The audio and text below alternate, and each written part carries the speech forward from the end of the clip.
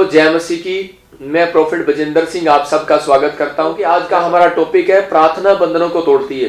जिन लोगों को लगता है कि मेरी प्रार्थना सुनी नहीं जा रही, मैं बीमार हूं, मैं समस्या में हूं, या बहुत मैंने प्रार्थनाएं कर लिया, मेरी प्रार्थनाओं से कुछ नहीं हो रहा, अगर आपको लग रहा है कि मेरी समस्याएं पहाड़ बनकर खड़ी है मेरे सामने, तो आज ये मैसेज को सुनने के बाद आपकी प्रार्थनाएं मजबूत होंगी और आपको खुद पता लगेगा कि मैंने प्रार्थना ही नहीं किया, इसलिए मेरे जीवन में मेरी आशीषें डेड रही हैं, इसलिए मेरी आशीषें खत्म हो चुकी हैं। लेकिन आज जब से आप दोबारा से प्रार्थना स्टार्ट करेंगे तो परमेश्वर का आत्मा आपकी जिंदगी में एक बड़ा काम करेगा। आपको विश्वास रखना है। बाइबल बोलती है, कह रहा है कि जो प्रार्थना नहीं करता वो भूखा मरता है, क्योंकि बाइबल में लिखा, कह रहा है धर्मी जन की प्रार्थना से बहुत कुछ हो सकता है, और कह रहा है कि मैं धर्मी जन को भूखा मरने नहीं दूंगा। ये बहुत बड़ी बात है। लेकिन धर्मी कौन है? वो कहता है जो पाप नहीं करते और जो अपने टाइम के अनुसार परमेश्वर के से तीनों टाइम प्रार्थना करते हैं, तो वो कौन है? वो धर्मी है, जो परमेश्वर की इच्छा पर चलते हैं। तो धर्मी के लिए परमेश्वर ने साफ कर दिया बाइबल में, कह रहा है कि मैं धर्मी को भूखा नहीं मरने दूंगा, उसको टुकड़े नहीं मांगने पड़ेंगे, वो किसी भी टुकड़े का मोहताज नहीं रहेगा। वो क्यों? क्योंकि परमेश्वर का आत्मा आपसे प्यार करता है। वो चाहता है कि मेरे बच्चे मेरे से बस इजहार करें कि मैं कहां कमजोर हूं। आप कहां कमजोर हैं? आप बताओ परमेश्वर को। आप बिजनेस में कमजोर हो, वो मजबूत करेगा, लेकिन आप प्रार्थना करके बताओ परमेश्वर से। विनती करनी पड़ती है। हम क्या करते हैं, किसी लीडर के पास या हम किसी अपने ऑफिसर के पास जाते हैं तो हम विनती करते हैं, हम हाथ जोड़ के प्रेयर करते हैं, विनती करते हैं। जब हम रिश्ता लेने के लिए भी जाते हैं तो विनती करते हैं कि मैं विनती करता हूं। मतलब कि आपको क्या करना है? आपको विनती करनी है, प्रार्थनाएं करनी है। परमेश्वर आपकी प्रार्थनाओं का उत्तर जरूर देगा। कि एक जगह लिखा, जब अशुद्ध आत्मा मनुष्यों में से निकल जाती है तो सूखी जगहों में विश्राम ढूंढती फिरती है। करी कि वो वापिस जाती है, वापिस, लेकिन जब जाती है उन लोगों के अंदर जाती है जो लोग प्रार्थना नहीं करते। हालेलुया। जब उनको प्रार्थना करने पाती है फिर वो वहां नहीं जाती है। हालेलुया। बोलती है बाइबल कि दुष्ट आत्माएं कह रही सूखी जगह पर विश्राम करती हूं मैं। अरे कहां करती है? सूखी जगह पर। कौन सी है घर में सूखी जगह? मतलब कि अशुद्ध आत्माएं लोगों में से निकल जाती हैं। यहां लिखा जब निकल जाती हैं। इसका मतलब कब निकलती हैं? जब हम प्रार्थनाएं करते हैं। जब हमने यीशु मसीह के नाम पर विश्वास किया तो दुष्ट आत्माएं हमारे में से निकल चुकी हैं। कुछ दुष्ट आत्माएं दिखती हैं, कुछ दुष्ट आत्माएं नहीं दिखती। कुछ दुष्ट आत्माएं खेल खिलाती हैं लोगों को, लेकिन कुछ दुष्ट आत्माएं होती हैं कि वो आसपास बैठी होती हैं और पता लगता है इंसान को। कर्जा डालने वाली, बीमारी डालने वाली, झगड़ा कराने वाली, गुस्सा कराने वाली दुष्ट आत्माएं, शराब पिलाने, नशा कराने वाली। तो ये दुष्ट आत्माओं से बचने के लिए यीशु मसीह पर विश्वास करना पड़ता है। जब हम यीशु मसीह पर विश्वास करते हैं और विश्वास करने के बाद यहाँ बाइबल क्या बोलती है कि जब दुष्ट आत्माएं मनुष्यों में से निकल जाती हैं, इसका मतलब कि जब आपने यीशु मसीह पर विश्वास किया तो दुष्ट आत्माएं निकलगी, क्योंकि उनको पता लग गया कि अब ये उसकी आज्ञाओं का पालन करेंगे और ये डिसिप्लिन में चलेंगे। सबसे बड़ा कंपलसरी चीज क्या है यीशु मसीह में आने के बाद? प्रार्थना। अगर आप प्रेयर करते हैं तो दुष्ट आत्माओं का वास आपके घर में नहीं रहेगा, अगर बिजनेस में नहीं रहेगा। अगर आप प्रार्थना नहीं करते तो इसका मतलब यह है कि परमेश्वर वहां कुछ नहीं कर सकता। लेकिन आपको प्रार्थना करना ही करना है, क्योंकि यहां पर साफ कर दिया बाइबल ने लिखा, तो सूखी जगहों में विश्राम ढूंढती फिरती है। तो वो निकल के कहां जाएगी? कौन सी भूमि पसंद है तुझे? कौन सी भूमि पसंद है? सूखी। तारीफ करे परमेश्वर की। क्या करिए? क्या करिए? भूतड़ी क्या करिए? क्या करिए? अरे लड़की नहीं करी, भूतड़ी करिए। कौन सी भूमि पसंद है? अच्छी है तुझे? भूतड़ी। कौन सी? सूखी। और ये क्या है? तुझे सूखी लगी है? ये सूखी लगी तुझे? जा, मैं इसको गिला करता हूं यीशु मसीह के नाम में। मतलब सूखी। जब आप प्रार्थना करते हैं तो उसी समय अपने आप को गिला करते हैं, अपने घर को गिला करते हैं, अपने बिजनेस को गिला करते हैं, क्योंकि वो कह रही है कि उस घर में जाऊंगी जहां सूखा मिलेगा, बिजनेस में जाऊंगी जहां सूखा मिलेगा, उस आदमी में जाऊंगी जो सूखा होगा। वो उन बच्चों को ढूंढती है। बेटे, you are healed। इधर दौड़ के मेरे पास आदि चक्कर।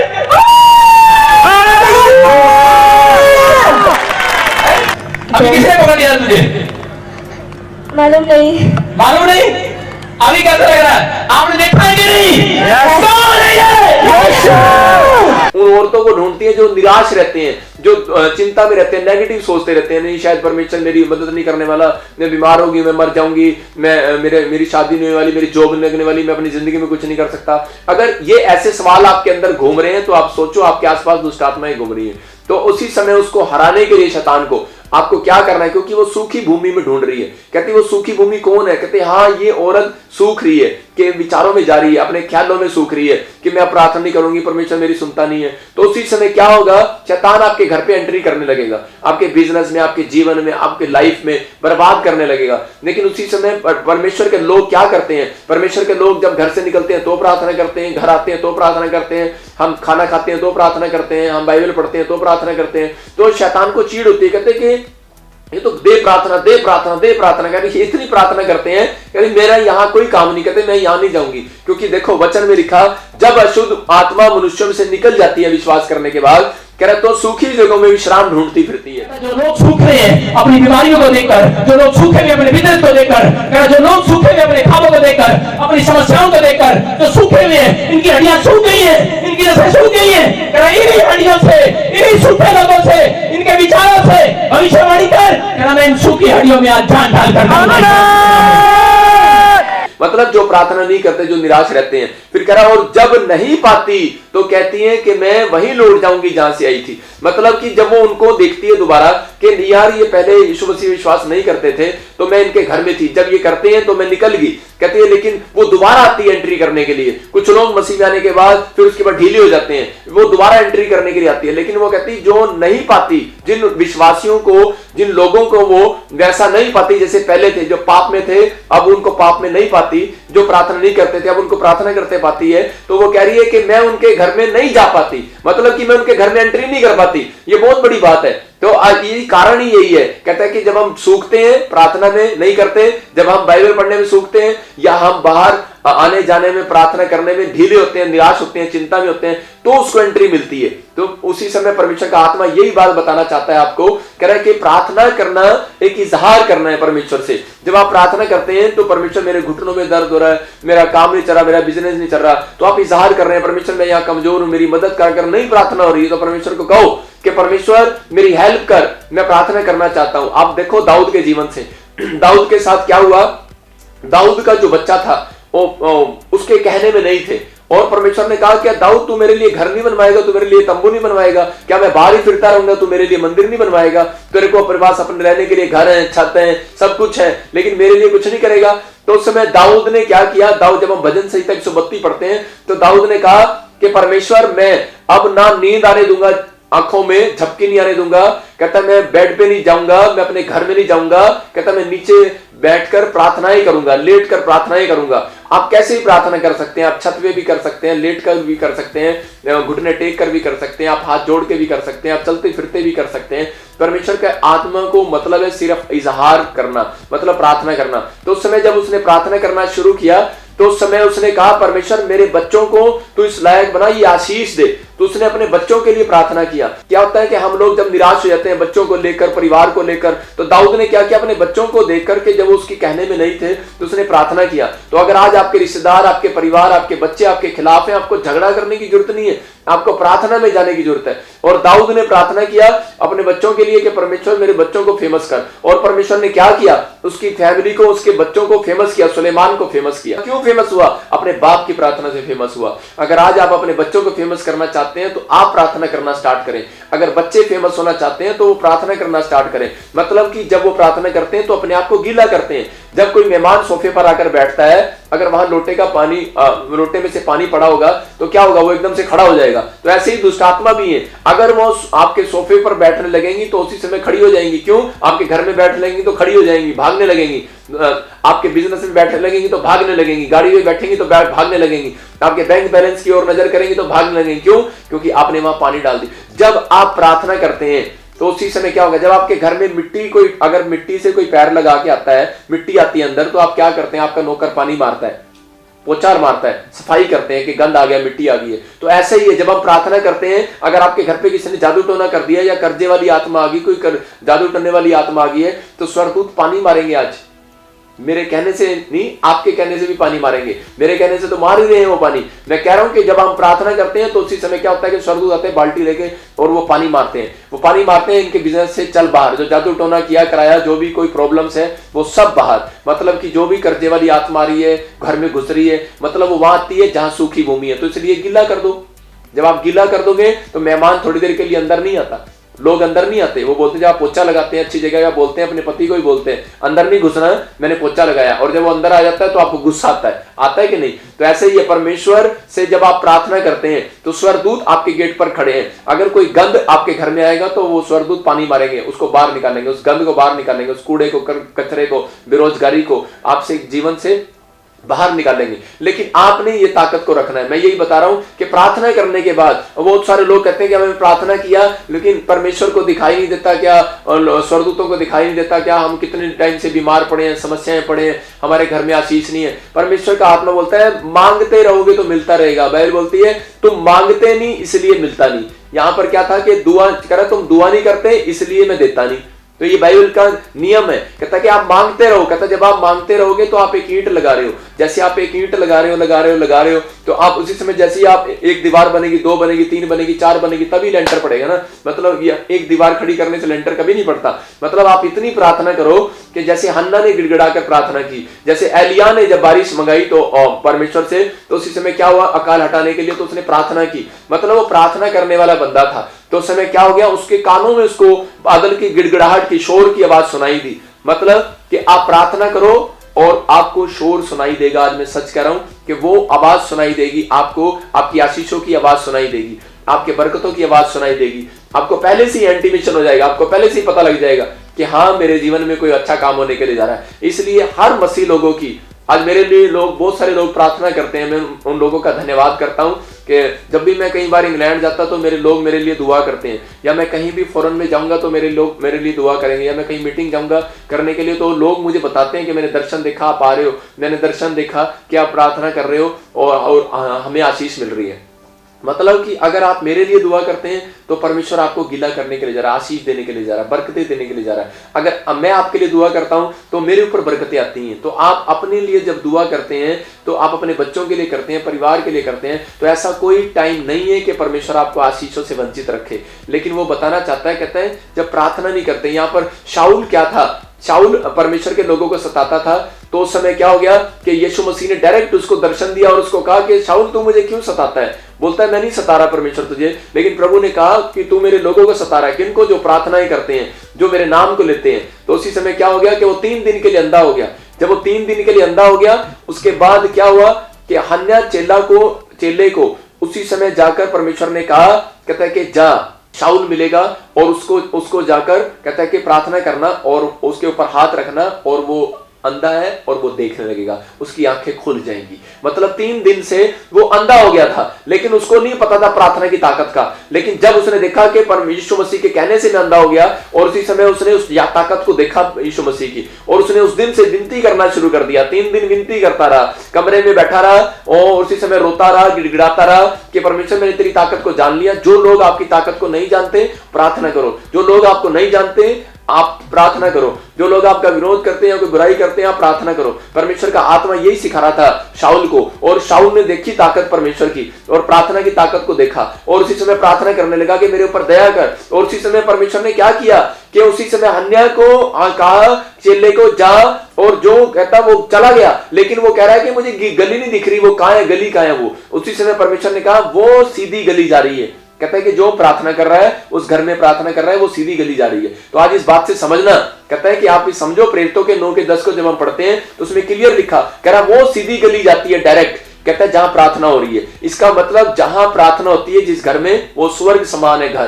कहता है जब प्रार्थना करते हैं आप तो उसी समय परमेश्वर के स्वर्गदूत आते हैं और वो स्वर्गदूतों को रास्ता दिखाते हैं। कहता है उस घर में सीधे बिल्कुल आपका सीधी गली में स्वर्गदूत खड़े दिखाई देंगे। कहता है उस गली में आपको रास्ता नजर आएगा, आपके बिजनेस का रास्ता नजर आएगा, आपके कर्जा उतारने का रास्ता नजर आएगा, धन का रास्ता नजर आएगा, आपके लिए हर गली खुलेगी। अभी गली बंद लग रही है आपको, लेकिन जब आप प्रार्थना करेंगे, क्यों? क्योंकि क्लियर कर दिया परमेश्वर ने इस वचन में कि वो कह रहा है कि जैसे ही कह रहा है कि जब आप प्रार्थना करेंगे तो ये गली सीधी जाएगी।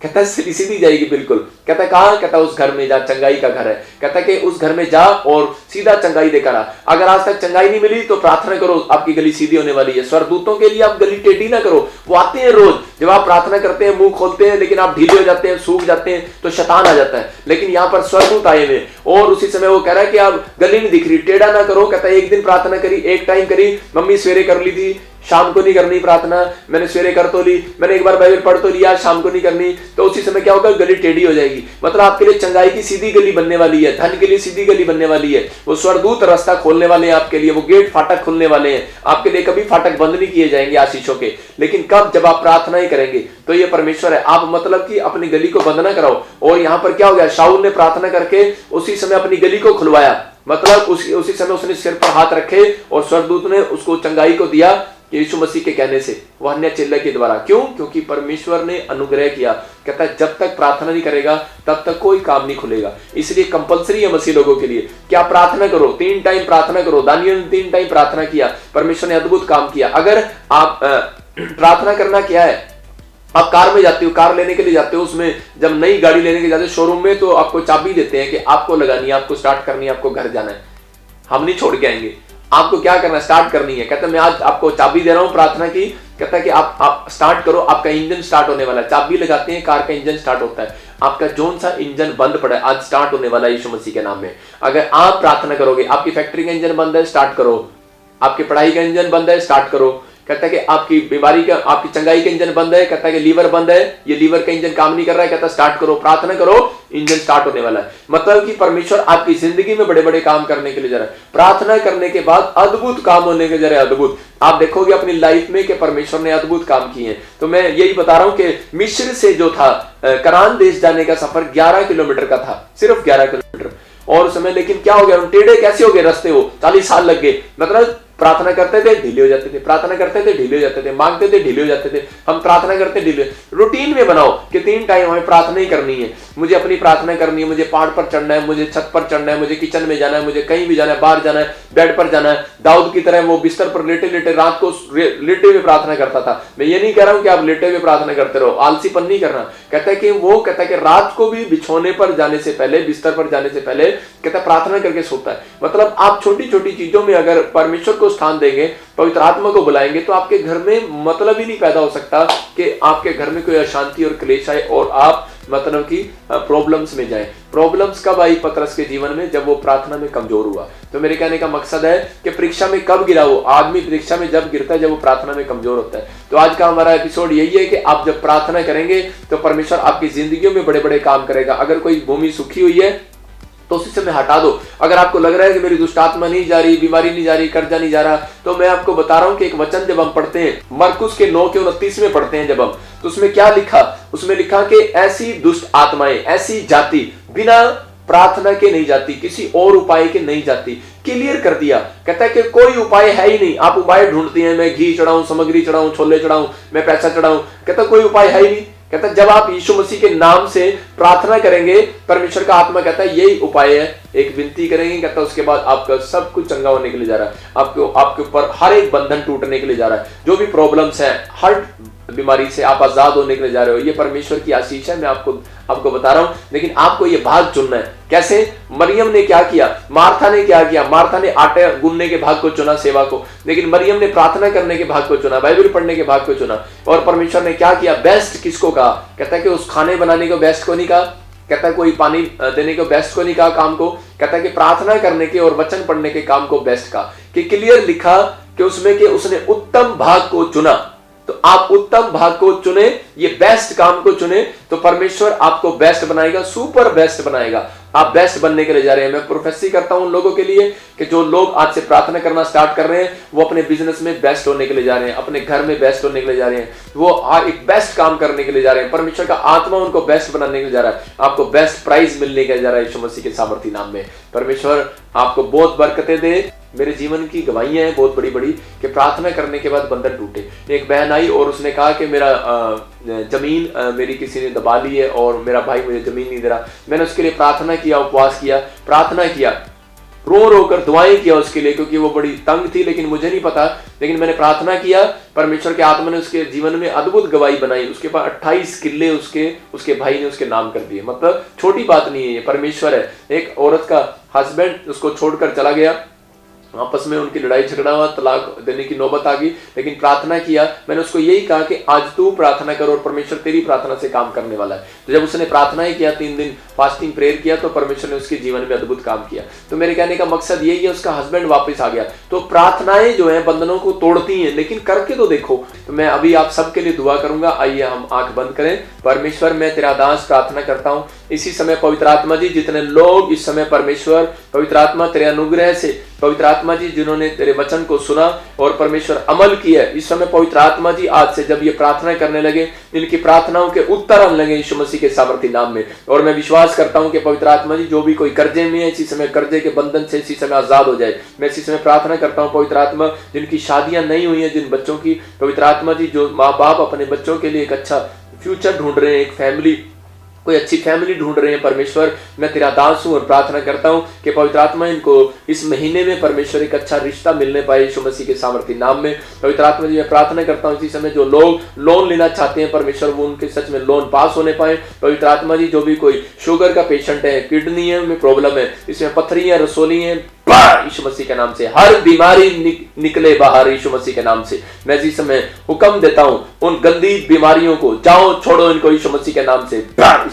इसी समय आदेश करता हूं निकल जाओ इसी समय। हर एक कर्जा डालने वाली गंदी आत्माओं निकल जाओ यीशु मसीह के नाम से। इसी समय मेरे हाथ के ऊपर से एक अनॉइंटिंग आ रही है, रिसीव करें आप, और इसी समय आप आजाद हो रहे हैं। इसी समय खाया पिलाया बाहर जो दुष्ट आत्मा से प्रॉब्लम में है, इसी समय दुष्ट आत्माएं छोड़े जाए यीशु मसीह के नाम से। ये सूखा स्थान नहीं है, अब ये गीला हो चुका है यीशु मसीह के नाम में। और इसी समय इनकी हड्डियों के ऊपर से शराब को तोड़ता हूं, इसी समय हड्डियों के ऊपर से शराब को तोड़ता हूं यीशु मसीह के नाम से। मैं इसी समय प्रार्थना करता हूं कि परमेश्वर ये लोग जो इसी समय कोई बीमार है तो इसी समय चंगा होने पाए यीशु मसीह के नाम में। पथरियां बाहर, रसोलियां बाहर, इसी समय गिल्टियां बाहर, इसी समय टाइफाइड, हैजा, इसी समय कैंसर की प्रॉब्लम बाहर यीशु के नाम से। इसी समय हर गंदी आत्माएं छोड़े बाहर यीशु के नाम से।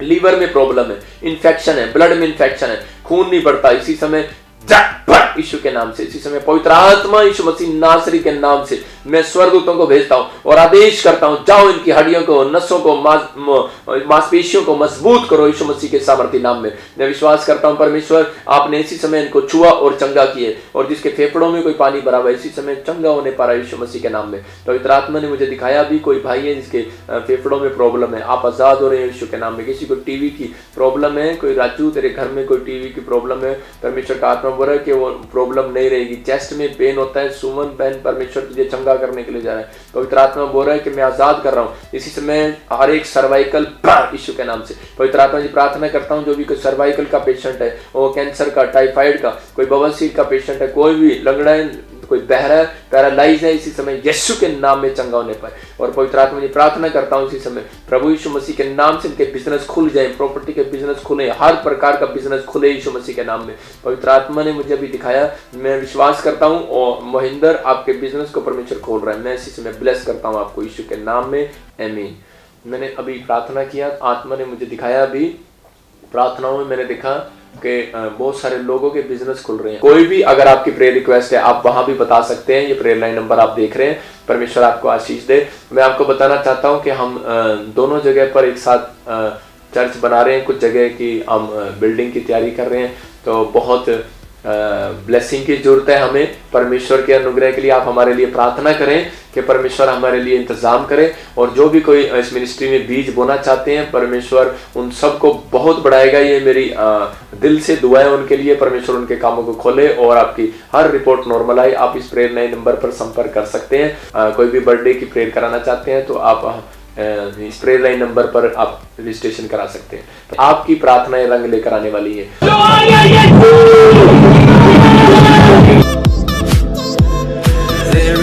Wow, demonstration of power of God. अगर आप भी अपनी कंट्री या अपनी सिटी में प्रॉफिट बजिंदर सिंह जी का हीलिंग क्रूसेड करवाना चाहते हैं और परमेश्वर के चमत्कारों को अपने जीवन में देखना चाहते हैं, तो आप हमारे प्रेयर लाइन नंबर पर भी संपर्क कर सकते हैं 0172 5100 777। प्रोफेट बजिंदर सिंह मिनिस्ट्री की वीडियोस को पहले देखने के लिए रेड बटन दबाकर सब्सक्राइब करें